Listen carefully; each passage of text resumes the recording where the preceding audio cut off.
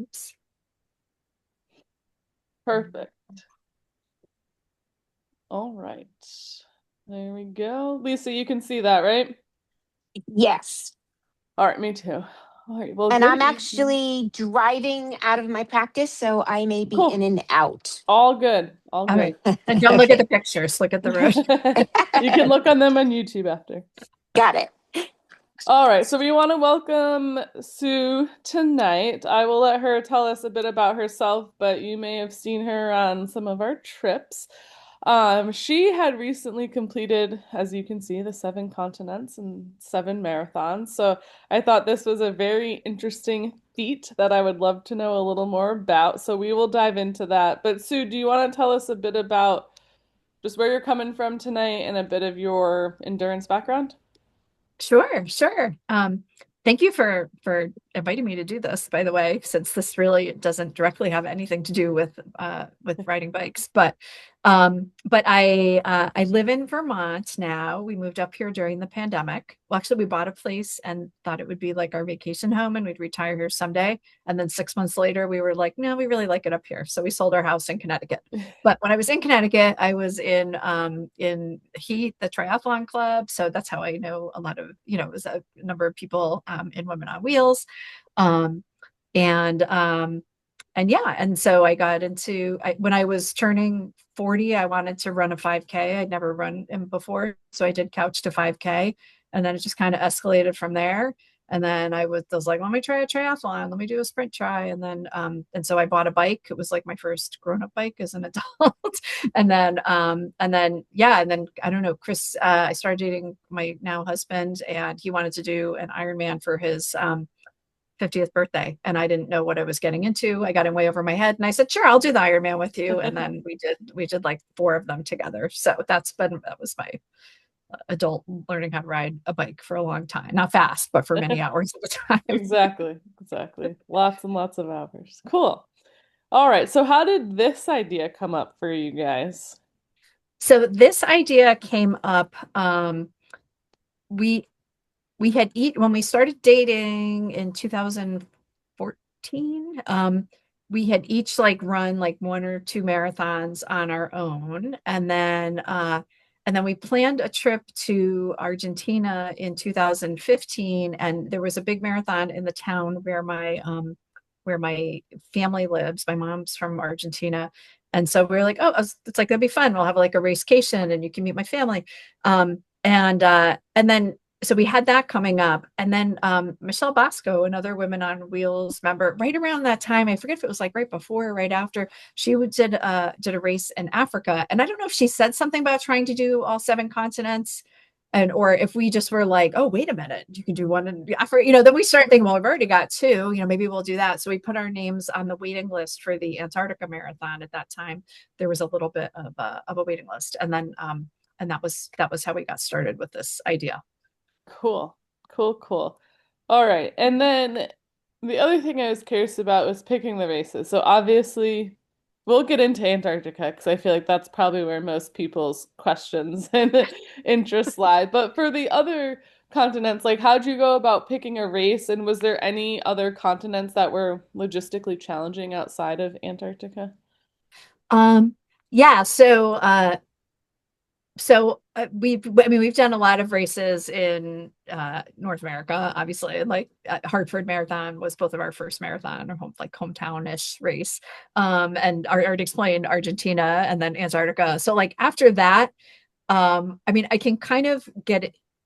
When I go through the picture, each one, I can kind of explain how Oh we yeah, ended let's up do in each that then. place. But like logistically, um, some were easier than others. Like, and we did several trips through Marathon Tours and Travel, which is not to, like I'm not doing a commercial for them, but they're the ones that do the Antarctica Marathon. And so that they are really great. Like we enjoyed the trips with them. And yeah, and sometimes we stayed like Antarctica, we stayed on a boat the whole time. That had interesting logistics. Yeah. Uh, and then Bhutan, like to for Asia, we did the Bhutan Thunder Dragon Marathon, and that was at altitude. So we did like a 4 or 5 day hiking trek ahead of time to sort of acclimate us. Not, it really didn't, or to me, I didn't totally acclimate, but I suppose it was better that, so we were sleeping in tents there.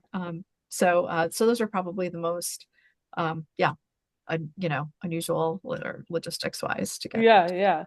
Yeah, so let's go through the pictures and then you can kind of give us the overview of each one and then we can ask some questions. Sure. So like I said, the first one was Hartford. Like I said, I started with a 5K and then I kept working my way up. And then I was like, well, maybe I can do a marathon. So I trained for it, and it was long and painful. It took me a long time. That picture of me in the tent, that's the elites tent. And the reason I'm in there is because by the time I finished, they were out of the little food goodie bags and the elites had long since gone home. So when I came through the finish suit, one of the volunteers or someone was like, oh, why don't you just go in the tent? There's food in there, and sent me in there. So um, and this was also Chris's first marathon, except we wouldn't meet until 2 years later. And then, like, cool. coincidence, we found out later that we had actually each done our very first marathon together with thousands of other people and not knowing each other yet. And then the second one, like I said, we made this plan to go down to combine a little racecation and meeting my family. And we had some other like lovely things planned in the Mendoza region, like where the Malbec wine comes from. And so we'd arranged all that ahead of time. And we had a little hiccup the day we were leaving because we went for a last training run and I fell and smashed my face open and was bleeding everywhere. And then Chris was like, okay, well, I'll just throw the bags in the car. We'll stop at the walk-in on the way there. See maybe if they could put a little butterfly on your face. And then I walked in the walk-in. They took one look at me and she's like, nope, you got to go to the hospital and see a plastic surgeon. So we went to the hospital and then we finally convinced the doctor in the ER was very nice. She was like, we could bring in a plastic surgeon, but they're not going to do anything for you're going to have a scar no matter what. So we convinced her we were like, we have a flight. We're like literally on our way to JFK. So she like cleaned me out, wrote me a prescription that I later filled in Argentina, even though they didn't understand what it meant, but my cousin translated it and they were like, yeah, whatever. They gave it to me. And sent us on our way. So we made it to the airport just in time. And we got to do all the fun things we'd planned. But I did have a black eye. And so I'm showing this picture to show, and we were at a hot spring. That's why we're wearing bathrobes in a restaurant. But every single picture I took, I have half of my face hidden because I had a black eye. And Chris was like, that is wonderful. I'm going to meet your whole family with you with a black eye. And they're not. But they liked him very much. There's one of the many family dinners he got dragged to that my cousin Gabby that we stayed with in Mar del Plata. He hosted us and he hosted that dinner and they all liked Chris very much and did not think anything weird had happened for me to end up with a black eye. I have a question about yeah. so being in Argentina, obviously you have like connections there, so maybe this would be a better question for another continent, but is there anything different about the way they run marathons? I'm assuming things are in kilometers and not miles, but was there any other things that kind of like threw you off or you had to get used to? Yeah. Like one thing that was weird, yes, the kilometers, is different. Like, and I don't mind that. And then it feels like it goes faster. One thing that was weird, I'm very superstitious about race shirts, and I never wear like the race shirt. Like, it's so funny. I put this shirt on.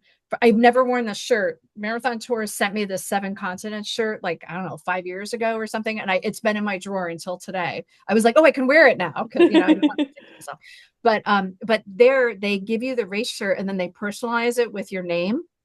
And then everybody wore them during the race. So I did wear the race shirt for this. So that's like the little picture you can see there. And then what was the other? And the other weird thing was at the start line, the porta potties were designated by gender. So so I felt like, well, that's very special. Oh, they have a ladies' porta potty. That's probably cleaner. As it happened, the one I went into, something bad had happened there. But that was sort of like 2 different things about. Yeah. Interesting. Yeah. I've learned I always pack my own like nutrition because I'm sure very different things. Yeah. Like in Marrakesh, they had bananas, which I don't eat, unfortunately. That's like a perfect thing, but they have bananas, oranges, and figs. And I was like, I'm not going to try a fig. I'm sure that's good energy, but like, I don't know how my stomach would feel about that. Yeah. I'm going to try that on the race day. So, so that was different. So so you can see in the picture, like and the colors of the shirt were different depending on the distance you were doing. So as you can see, there were a lot more half marathoners than marathoners. and then they unleashed like, thousands of 10K runners after we'd been out there for a while. But it was kind of fun because they could see, and there weren't really a lot of women doing the full distance. So like one guy decided doing the 10K, like an older gentleman, I don't know, he decided when he saw my shirt, he was like my personal hype man and was like giving everybody around to cheer for me, which was nice. But so that was kind of fun. And it went all along the shoreline where the city's like right on the beach. So that was cool. And then we finished. And so that was very exciting. Right. And then a few years later, we were on the wait list for a while to get into Antarctica. And so then our name finally came up. It was like early in the year in 2019.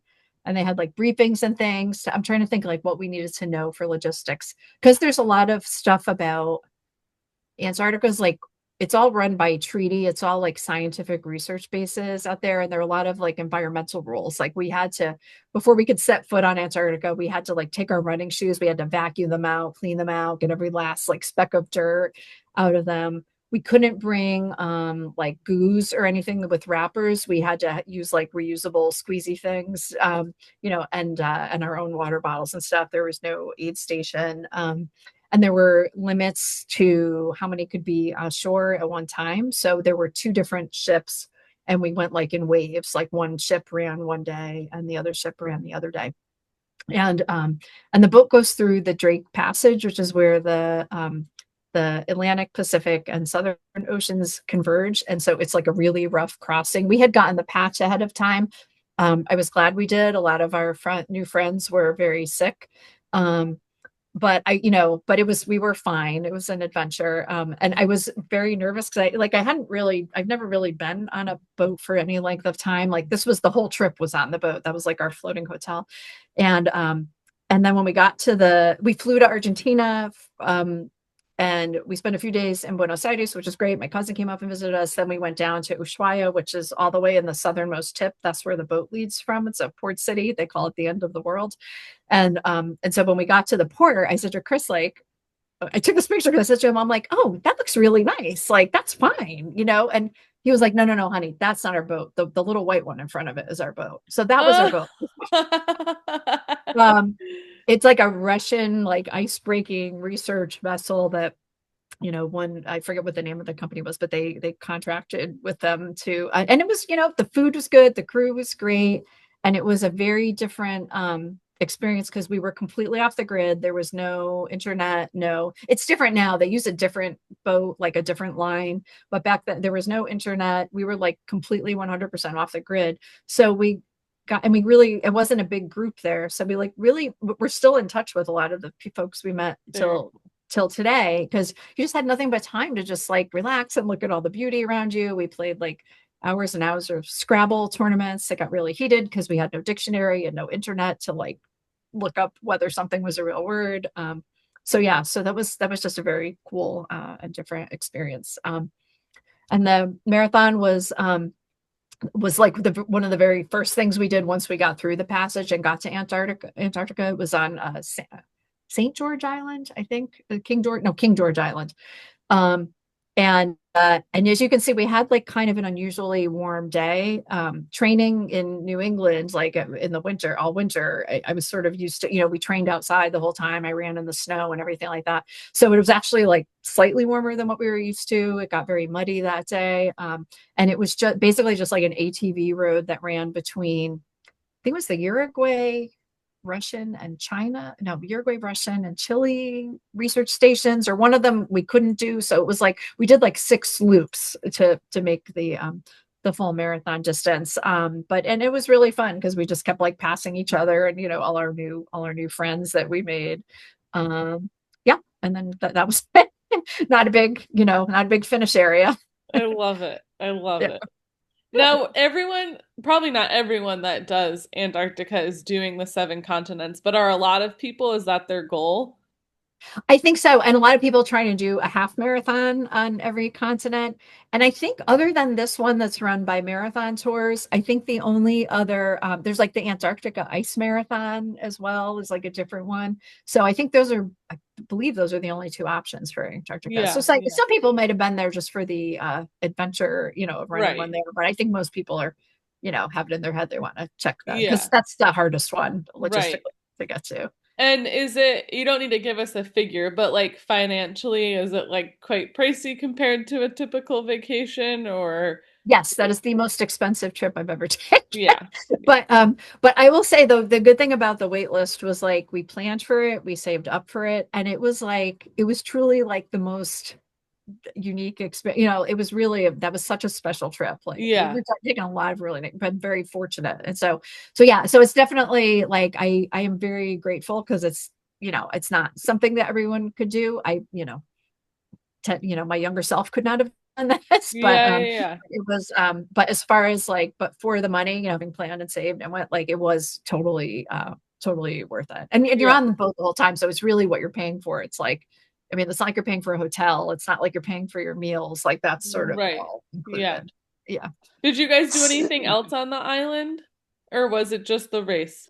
So it was just the race, and they kept saying to us like, "Oh, the marathon's like not even the best of it. When you're done, you'll remember the marathon is like the least interesting part." So I didn't, I don't want to like bore people with hours of pictures, but like we would just kept cruising to different areas and exploring, and we saw icebergs and we saw seals and penguins, and and we would get off the ship and they'd take us out on little Zodiacs, and we'd go and we would hike around and stuff. Oh, cool. We went kayaking.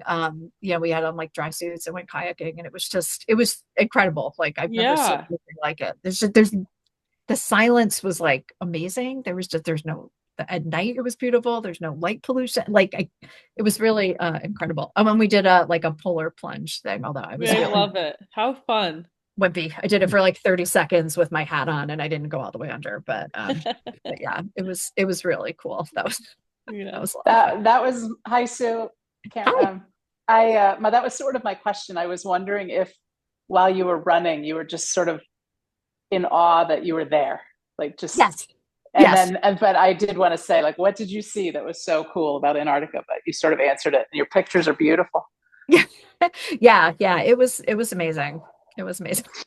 I'm trying to think what I was thinking. Yeah. I mean, it was hard, they're always hard, but it was also like, I remember being very much like, I am like set, like as every step, I'm like, I'm on Antarctica. Like it's just, it's kind of mind blowing, but yeah, it was very cool.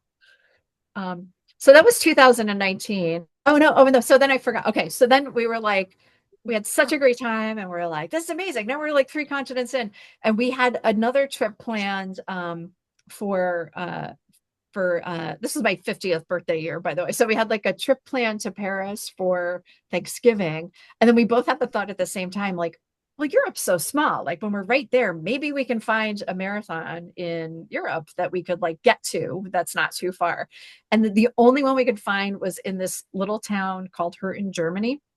And so we researched it, and like their website was like 100% in German. So like between looking up at everything with using like Google Translate, we figured out, okay, we could take a train, we'll see Paris first, then we could take a train there and like, spend the night, do the race, spend a second night, come back, make our flight home. So we signed up for the race, and this was like such a small race. It was hysterical. I think we paid like 24 euro. It was like, so like less, like less than $30 for this marathon. And then we get there, and it was run by a running club. They had races of all different distances, and hardly anybody was doing the marathon. And the people there, like when they were chatting with us at the start line, thought we were nuts. They were like, wait a minute, where are you from? And we told them, and we stayed at a hotel. There was really nothing there. It wasn't like a tourist area. And so we had taken a cab, and thank goodness we the cab driver didn't speak a lot of English, but he gave us his card with his phone number, and we arranged with him to come pick us up afterward, because it's not like a cab was going to come by there, and we don't speak German. So we had a way to get home. So we were chatting with people at the start line, and they were like, why are you here? And so we were trying to explain the 7 continents thing, and they were like, there's a really nice marathon in Berlin. That's like impossible to get into. So we were like, well, we're here. It's just the timing worked. So this was another one of those weird things on course. This is the only race I've ever been in where they serve the Gatorade hot. But this was like the first weekend in December, and it was cold out. So it sounds really weird and gross, but it actually, oddly, like the warm Gatorade felt good. It was like tea, kind of like a fruit tea, maybe. I don't know. So we did this race, and it was just like a very rural area. There was not a whole lot there. There was fresh eggs, so we didn't take any fresh eggs. And like a lot of the race just looked like this. so uh so it was like a little bit of a slog by the end because there just wasn't a lot to look at, but it was very fun. And then I had, so we got this little certificate emailed afterward. I think that's a second place senior women, and I don't know if that means like all women over 50 or just women in their 50s, but in any event, I remember checking the results. I got second place because I'm pretty sure there was only two of us. And then and then there was this little on their website, like a press release or press information. And I was curious about what it said because I saw our name. So I Google translated it. And I mean, you could see there was only 50 people on the marathon, but they noted that we had taken the longest journey to get there. I love this. Yeah. Oh, so cool. Yeah. So when you ask like how we picked the races, this was kind of an oddball one. There's like so many things in Europe we could have done, but it was just like convenient. So we are like, why not? And it was kind of fun. It was different. Well, I feel like it's like the true local experience. Like, yeah, you could go do Berlin, but that honestly is probably just like every other major marathon, right? Like, Yes.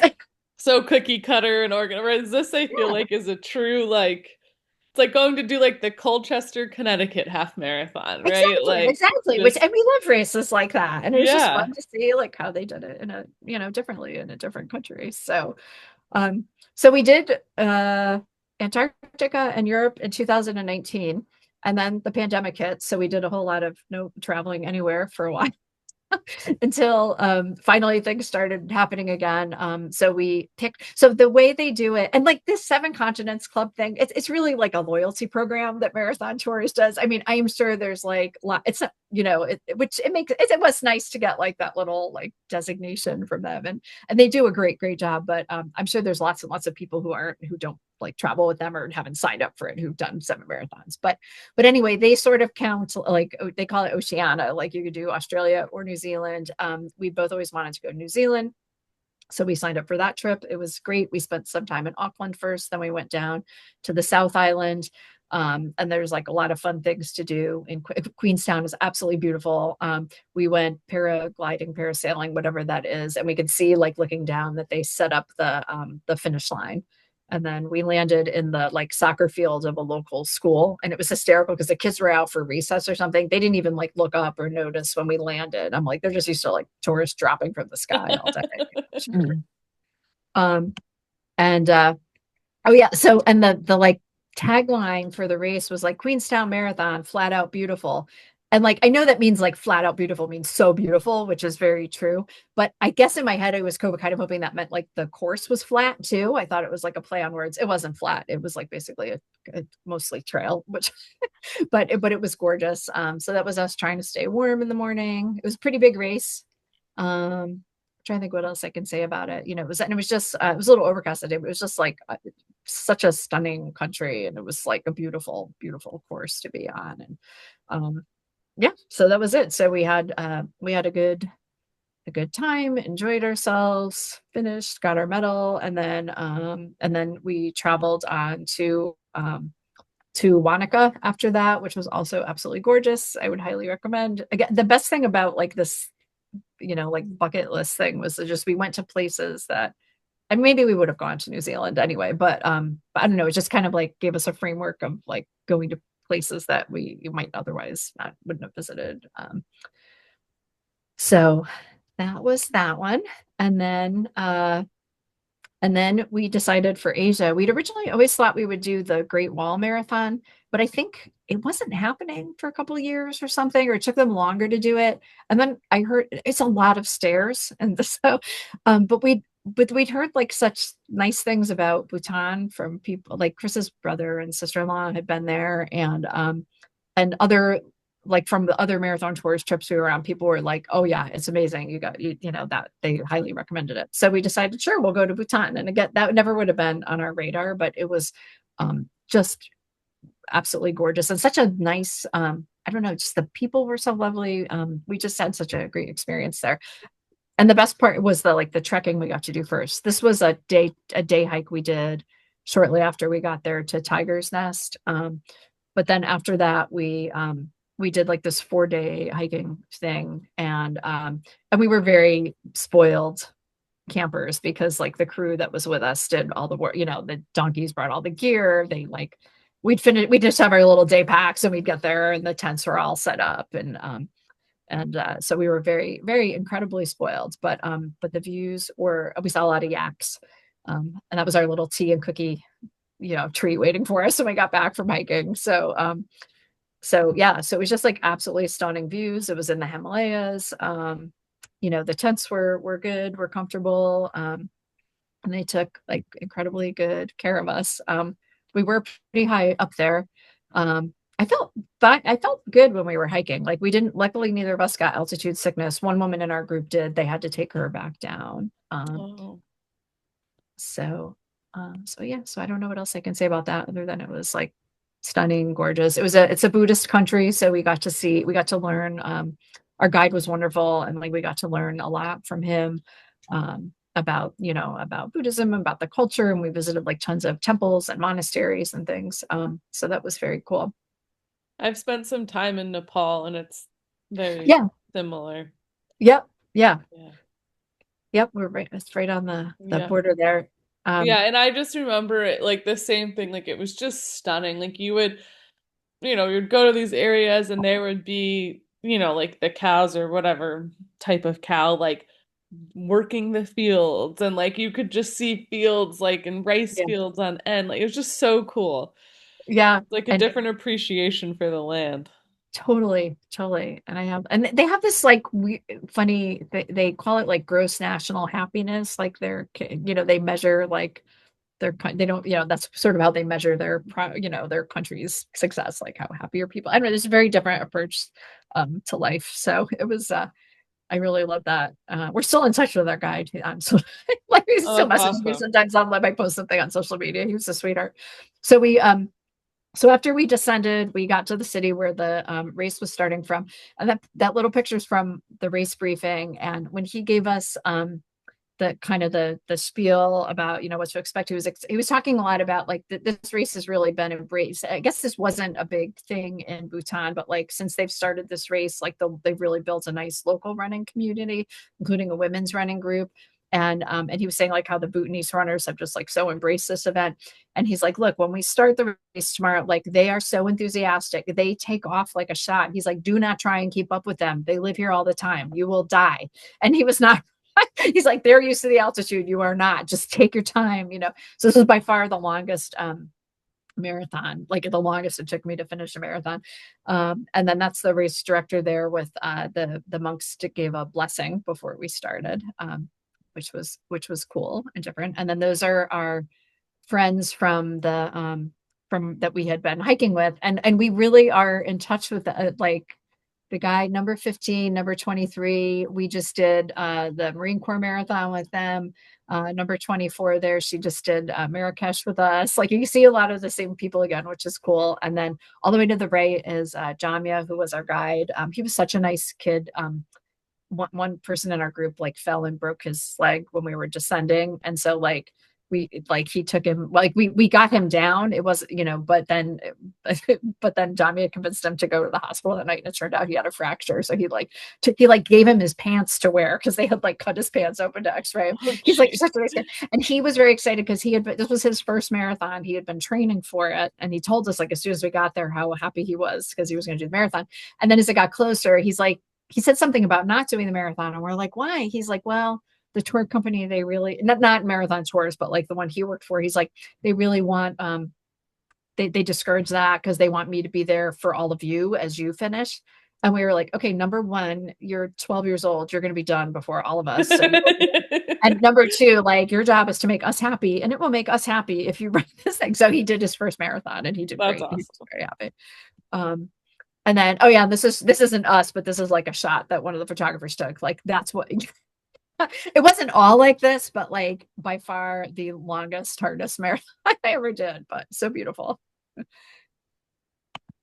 But we did eventually finish. We're among the final finishers, but it was good. So yeah. So I don't know what else I can say about that one, but Uh, and then 2025, we took we went to, no, no, sorry, 2024, we went to Greenland. We were supposed to do the Arctic Marathon, which doesn't really count towards the 7 continents, but we had the opportunity to do that.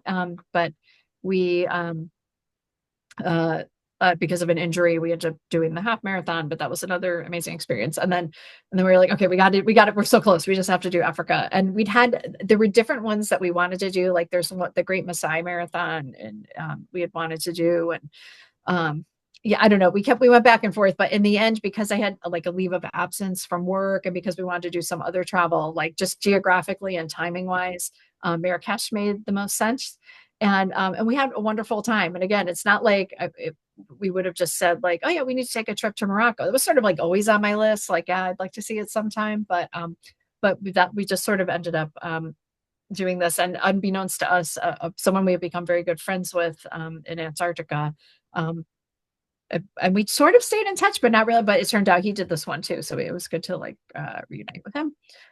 So that was us at the blacking out. What's that called? You know, the festival, the pickup, whatever, the village. The day before, we had to go pick up our stuff. That's the mosque there. Morocco was a cool country because the languages, or the official languages, were like French, Arabic, and Berber. And being a Muslim country, like every town we were in, every place we were in had a mosque, and you would like hear the call to prayer in the morning, which is very cool. I don't know if you can see the sign. That's the map for the marathon course. You see how it says 7:45? That's the start time. And you know, see how that time looks a little like white? It's because they put a sticker with the new time over it. It was originally supposed to start at 8. I don't know why they changed the time. It's in the middle of the city, maybe for traffic reasons. They decided to start us off 15 minutes early. So it was fine. We saw that, we knew it. But it was funny during the first part of the marathon, like we were getting passed by people. Like we'd been out there a while, and we're like, they're so fast. How are they just passing us now? And then we realized, oh, they probably showed up at 8 o'clock. They didn't get the memo because there was no like announcement or anything that went out about it. It was dark when we started. Logistically, this is like probably one of the easiest ones because our hotel was like right near the start finish area, which was nice. Although there were porta potties at the start line. There was maybe one spot where there was a couple porta potties, but other than that, there were no porta potties. So just kind of had my fingers crossed the whole time, and we were good, and neither of us needed a porta potty. But the nice thing about it being dark is like we got to see the sunrise over the Atlas Mountains, which was very cool. I did not take any pictures myself during the race. These are from some other people in our group, because it was a 5.5 hour cutoff, which for me, like getting a little older and slower every year, and like I knew that was going to be really tight. Like I didn't have a lot of margin. So I just had to like keep my head down and keep moving the whole time. And I was a little sweating it, and then I took a wrong turn toward the end, but I did make it under the cutoff. But it was funny because, you know, as I'm like plodding along, I'm like, oh great, now I'm being passed by the guy with a marionette that's dressed just like him. I don't and, then, like, no, and now I'm being passed by the guy who's juggling while he's running.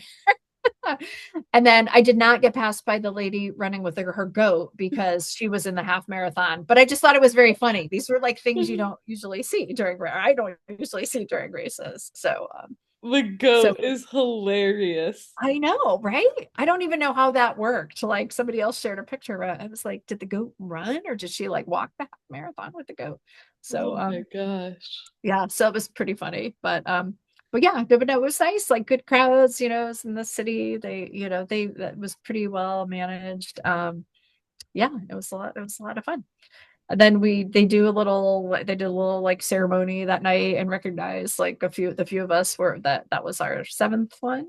And then you know, of course, again, like the best part of the trip was afterward. We were like we went out into the desert. We did a bunch of different things. We visited like these Casbahs, right? You know, we got to see a lot of different things. And then by far my favorite was riding the camel in the desert, which cool. It was on the agenda. Like, oh, we're going to ride camels to the camp, and then we're going to camp overnight in a luxury tent. And like in my head, I thought it was going to be like a pony ride. Like we get there, they take us on a little and then we go to our tent. But no, it was like 3.5 miles or something. It was, I mean, we were on the camels aren't fast. We were on the camels for like almost 2 hours. But it was very cool. and we got to see the sunset and more glamping. It wasn't I was really gonna say camping. that looks fancy. They were very fancy. Like we had indoor bathrooms in them. Like I've never. So cool.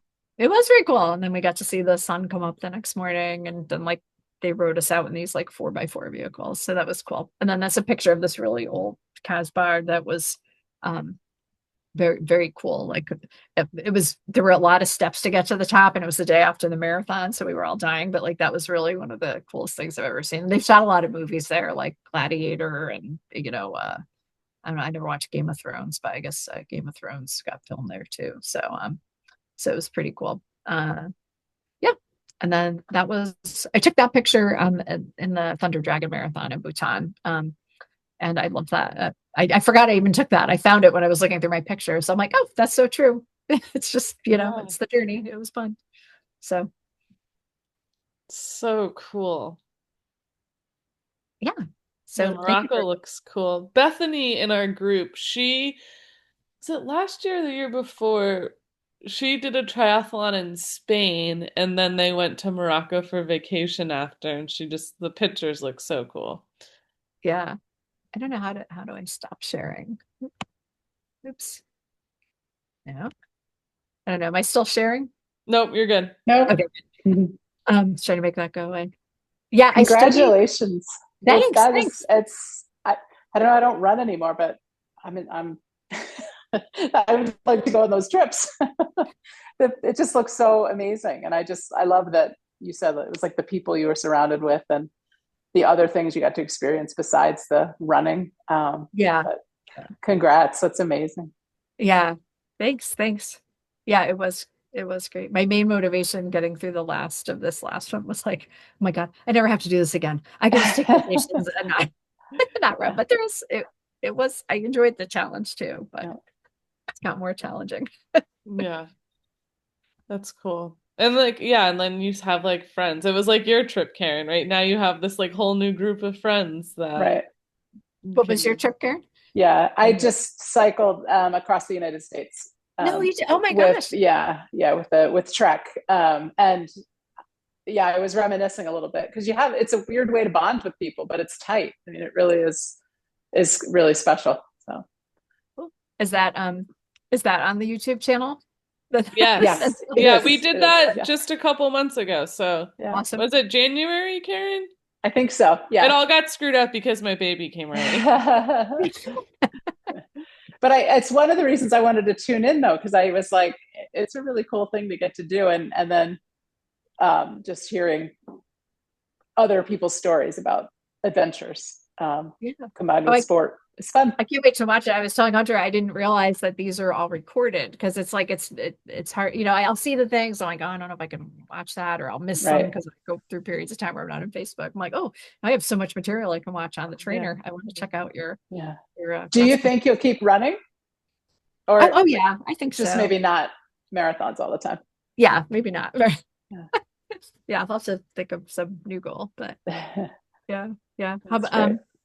How did you train? Well, I don't want to. I'll watch the video. Yeah, I don't want to take over. This is yours. Sure, but I was going to. How did you train to ride across? Oh, we talk about that. Don't worry. Yeah, okay. I was telling Karen, I log on with Strava or whatever one day, and I see her doing back-to-back centuries, and I didn't know she was doing the trip, and I'm like, what in the world is Karen doing?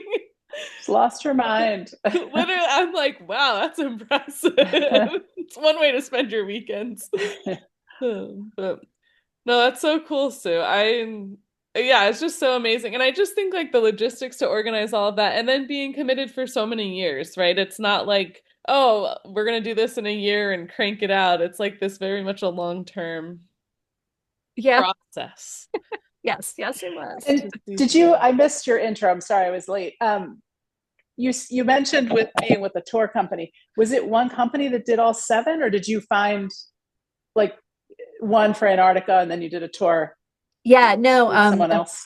The first non-US one that we did, it was my mom's from Argentina and I have family there, so we were like visiting family and combined it with the race while we were down there. And then that was when we got the idea, like, oh, maybe we heard of somebody else doing it. So we got on the wait list for Antarctica, and then And then that was how we got to know Marathon Tours and Travel. And so they really do a nice job. So like that's who we went through because it's so easy. Like they do all the thinking and Right. planning for you. Right. So we went through Marathon Tours for Bhutan and Queenstown, New Zealand, and this last one, Marrakesh. Okay. Europe, we just kind of found a little local race on our Yeah. own. So Yeah, that looked great. Yeah. Thanks. Which I think that makes sense too, right? Like it's kind of easy for us to get to Europe, to navigate Europe. Or it's like some of those other places can be, you would like appreciate some local knowledge. Yeah. And So things much set up for unknown, you. right? Yeah. Yeah. And they take you to do the cool things, right? I feel like Yeah. Right. yeah. be like a And they lot just of have research to find Yeah, those really things. good guides too. Like I've learned so much, whereas I think if I planned it on my own, I don't know if I would be as good about, like, I wouldn't necessarily, maybe I should do that going forward when I go places, but like, I don't know, I wouldn't like hire a guide to tell me the history of everything. And, like, let alone you're doing a marathon, which is huge. And you've got to have that on your mind too. So I agree with you. I think having someone else do the logistics and the fun planning and you focus on running. Yep. And then, Yeah, it's time consuming planning a trip. When my parents went to Alaska, I mean, my mom planned that trip, I feel like, for like 2 years. It was like just a lot of planning. Yeah, a lot of moving parts. And booking things. Like some of these things too, I feel like if you don't book it a year in advance or 2 years in advance, you can't get it. And it's like this whole thing. Yeah. Plus, they're very good at finding like accommodations like right by the race, which is nice. Like we did the Marine Corps Marathon in October. It was unbelievable. I mean, we had an Airbnb in, was it Alexandria? Like not that far, but like the logistics of how early we had to get up, take the metro, wait in line with thousands of people, so it was like, it felt like so luxurious, this last one, to just get up and walk to the start line, Yeah. I know it probably is a hard question, but like, did you have a favorite? Yeah, I mean, I think Antarctica was just like unique. Like, it's so cool. If I had to pick one, I'd pick Antarctica, but Bhutan's right up there too. That was very those pictures are gorgeous at Bhutan. I can't even, I think that was a good question, Karen, of like, what were you thinking in Antarctica? You're just like, I am on this place running. And for Marrakesh, because I was so we did Marine Corps in October and I finished in like 5 hours and 40 minutes or 45 minutes or something like that. Like I didn't finish in under 5.5 hours. And that was like a pretty flat course. There were a lot more people, but so I was running scared the whole time, or I was very nervous leading up to it, which is silly to put that pressure. I'm like, okay, what's the worst case scenario? Like, oh, I don't make this like made up bucket list thing in my head that nobody cares about. And, I might have to like treat myself to another trip to Africa. Like, it's so ridiculous. It's like such a privileged thing, but I wasn't anxious about it because it was just been about a bummer, like I wanted to finish. But then like, as soon as I started, I'm like, the sun is rising over like the snow-capped Atlas Mountains. And I'm like, I am outdoors, healthy, running in Africa, looking at this gorgeous. I'm like, really, like, what like it doesn't matter what happens the rest of the day. It simplifies things a bit, right? It does. When you Like are in those moments. Hello, yeah, that's great. Yeah, like no matter what, this is like wicked cool. Yeah, exactly. Yeah. Incredible. Is there anything else you feel like you wanted to tell us about it, or any? I don't think so. Funny stories. I'm trying to think of what's the funniest. I tried to remember like some of the things that happened. I don't know. Yeah. I mean, there's always like little funny things I forget, but I don't know. I can't. No, I feel like you touched on it as you were going through. Too. But yeah, no, it was wonderful. It was a great experience. Need to get back on the bike now. Spring is coming. I know. Hard to believe, but it is. Yeah.